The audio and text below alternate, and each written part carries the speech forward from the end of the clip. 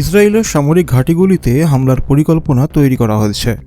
ইসরায়েলের পরমাণু কেন্দ্র এবং আইডিএফের সদর দপ্তরকে নিশানা করে ক্ষেপণাস্ত্র হামলার প্রস্তুতি নিচ্ছে ইরান। তেল আবিব থেকে হাইফা পর্যন্ত বিস্ফোরক দিয়ে ধ্বংস করার নির্দেশ ইরানের সর্বোচ্চ নেতা আলী খামেনি দিয়েছেন। ইরান ইসরায়েলকে ছেড়ে দেবে না, বিশেষ করে যেভাবে ইসরায়েল ইরানের ক্ষেপণাস্ত্র কেন্দ্রগুলোকে টার্গেট করে ধ্বংস করছে।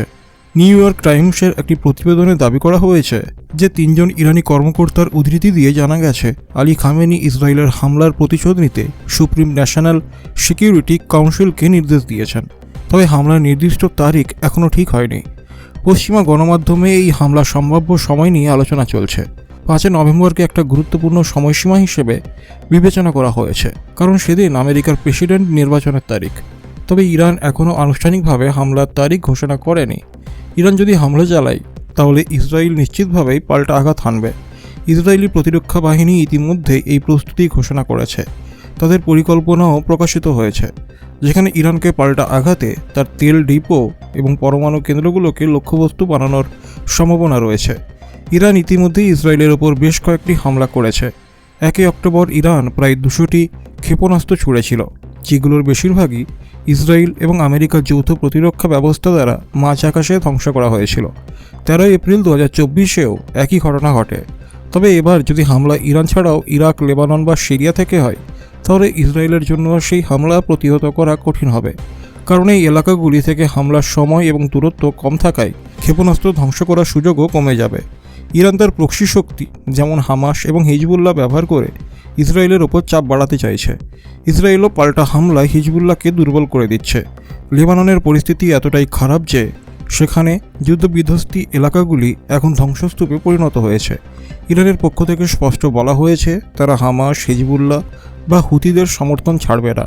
একই সঙ্গে ইসরায়েলের বিরুদ্ধে আক্রমণ চালিয়ে এই বার্তা দিতে চায় যে তাদের মিত্রদের ওপর ইসরায়েল ইচ্ছামতো হামলা চালাতে পারবে না। এর মধ্যে রাশিয়া এবং চীনও ইরানের পাশে দাঁড়ানোর সম্ভাবনা রয়েছে। রাশিয়া ইতিমধ্যে ইরানকে S-300 এয়ার ডিফেন্স সিস্টেম সরবরাহ করেছে এবং শীঘ্রই S-400 এবং সুখোই 35 যুদ্ধবিমান দেওয়ার পরিকল্পনা করছে। মধ্যপ্রাচ্যে ইরান ইসরায়েল উত্তেজনা এখন যুদ্ধের দিকে এগিয়ে যাচ্ছে।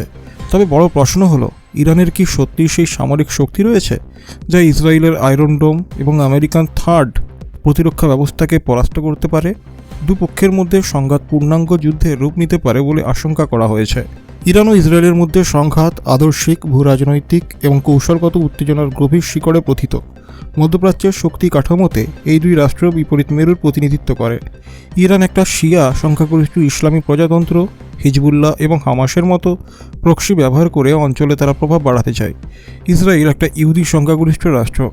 ইরানের পারমাণবিক উচ্চাকাঙ্ক্ষা এবং প্রক্সি কার্যক্রমকে অস্তিত্বের হুমকি হিসেবে দেখে।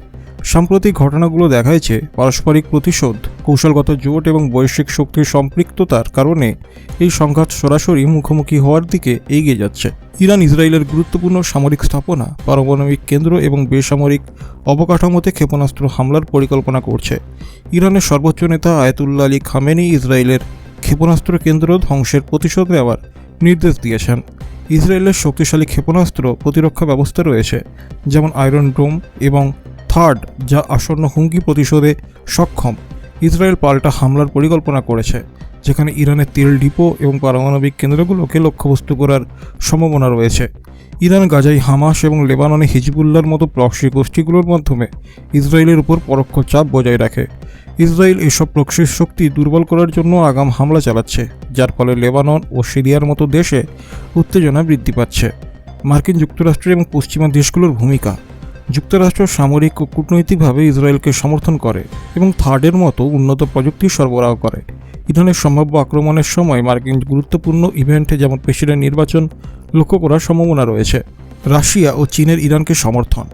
রাশিয়া ইরানকে উন্নত বিমান প্রতিরক্ষা ব্যবস্থা S-300, S-400 সরবরাহ করছে এবং শীঘ্রই Su-35 যুদ্ধবিমান সরবরাহ করতে পারে। চীন কূটনৈতিক এবং অর্থনৈতিকভাবে ইরানকে সমর্থন করতে পারে, কারণ এটি মধ্যপ্রাচ্যে মার্কিন প্রভাব মোকাবেলায় আগ্রহী। ইরান যদি সরাসরি ইসরায়েলের সামরিক ও বেসামরিক লক্ষ্যবস্তুতে আক্রমণ করে তাহলে ইসরায়েলের প্রতিশোধ অত্যন্ত গুরুতর হবে এবং ইরানের কৌশলগত সম্পদ লক্ষ্যবস্তুতে পরিণত হবে। এটি একটি খোলা যুদ্ধের দিকে নিয়ে যেতে পারে, যেখানে আঞ্চলিক এবং বৈশ্বিক শক্তি জড়িয়ে পড়ার সম্ভাবনা রয়েছে। লেবানন, গাজা এবং সিরিয়া থেকে ইরানের প্রক্সিগুলো একযোগে আক্রমণ করলে ইসরায়েল বহুমুখী যুদ্ধের সম্মুখীন হতে পারে। এসব অঞ্চল থেকে আক্রমণের দূরত্ব কম হওয়ায় ইসরায়েলের ক্ষেপণাস্ত্র প্রতিরক্ষা ব্যবস্থা কার্যকরভাবে সাড়া দিতে হিমশিম খেতে পারে।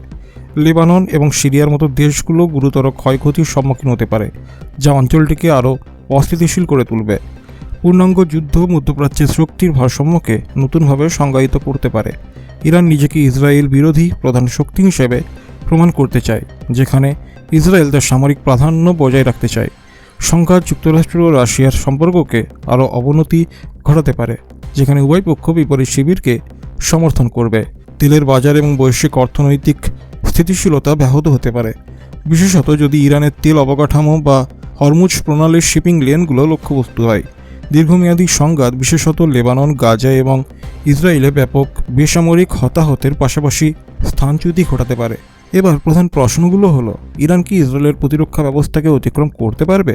আয়রন ডোমের মতো ব্যবস্থাকে ভেদ করার ইরানের সক্ষমতা এখনও অনিশ্চিত, বিশেষত ইসরায়েলের প্রযুক্তিগত দক্ষতার কারণে।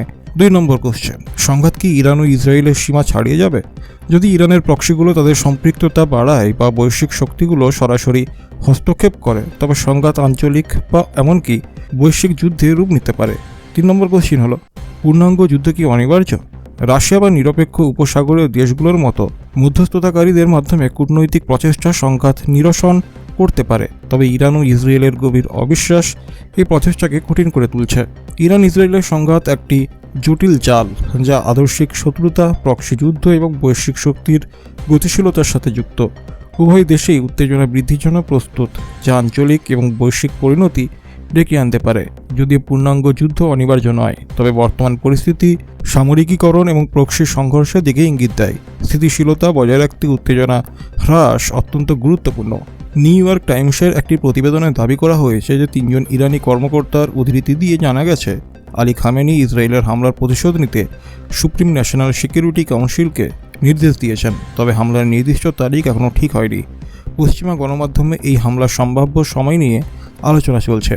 ইরান ইতিমধ্যে ইসরায়েলের উপর বেশ কয়েকটি হামলা করেছে। 1 অক্টোবর ইরান প্রায় 200টি ক্ষেপণাস্ত্র ছুড়েছিল, যেগুলোর বেশিরভাগই ইসরায়েল এবং আমেরিকার যৌথ প্রতিরক্ষা ব্যবস্থা দ্বারা মাঝ আকাশে ধ্বংস করা হয়েছিল। 13 এপ্রিল 2024-এও একই ঘটনা ঘটে। তবে এবার যদি হামলা ইরান ছাড়াও ইরাক, লেবানন বা সিরিয়া থেকে হয়, তাহলে ইসরায়েলের জন্য সেই হামলার প্রতিহত করা কঠিন হবে, কারণ এই এলাকাগুলি থেকে হামলার সময় এবং দূরত্ব কম থাকায় ক্ষেপণাস্ত্র ধ্বংস করার সুযোগও কমে যাবে। ইরান তার প্রক্সি শক্তি যেমন হামাস এবং হিজবুল্লাহ ব্যবহার করে ইসরায়েলের ওপর চাপ বাড়াতে চাইছে। ইসরায়েলও পাল্টা হামলায় হিজবুল্লাহকে দুর্বল করে দিচ্ছে। লেবাননের পরিস্থিতি এতটাই খারাপ যে সেখানে যুদ্ধবিধ্বস্ত এলাকাগুলি এখন ধ্বংসস্তূপে পরিণত হয়েছে। মধ্যপ্রাচ্যে ইরান ইসরায়েল উত্তেজনা এখন যুদ্ধের দিকে এগিয়ে যাচ্ছে।